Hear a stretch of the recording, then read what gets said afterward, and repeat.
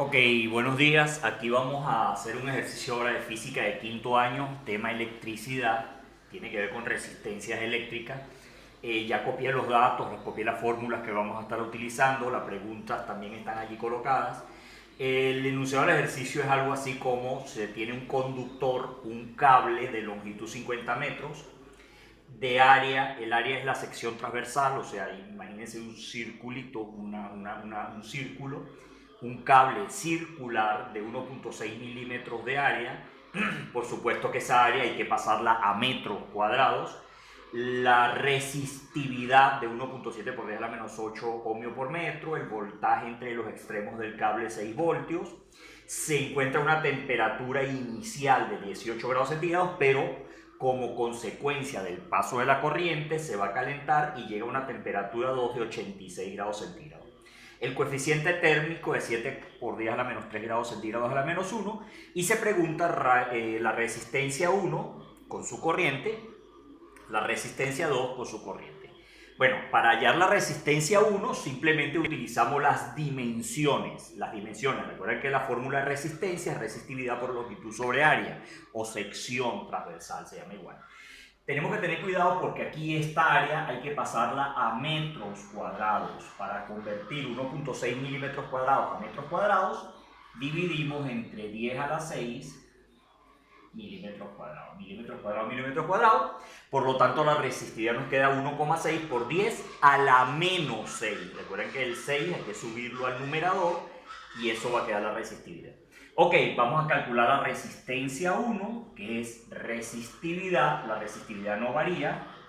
1,7 por 10 a la menos 6 ohmio por metro. Por longitud, la longitud está en metros. Recuerda que esta fórmula todo va en metros porque la resistividad está en metros. Sobre el área, que es 1,6 por 10 a la menos 6. Aquí cometí un error, ya lo voy a corregir. 1,6 por 10 a la menos 6 metros cuadrados. Tengan cuidado, cometí un error, sí. Aquí es 10 a la menos 8. 10 a la menos 8. Fíjense que el número es 8, lo que pasa es que me quedó en la mente el menos 6. Ok, usamos la calculadora, resolvemos eso que está ahí. Tengan mucho cuidado con las notaciones científicas. Por 50 entre 1.6 exponencial menos 6. Ok, me da 0,53. La resistencia 1 es 0,53 ohmios. La unidad de resistencia es ohmio.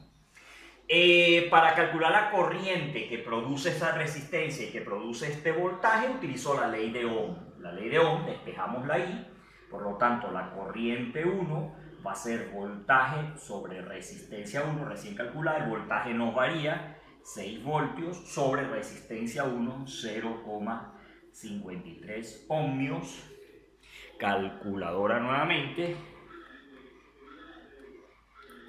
Eso da 11,3 amperios. Recuerden que la unidad de corriente es el amperio.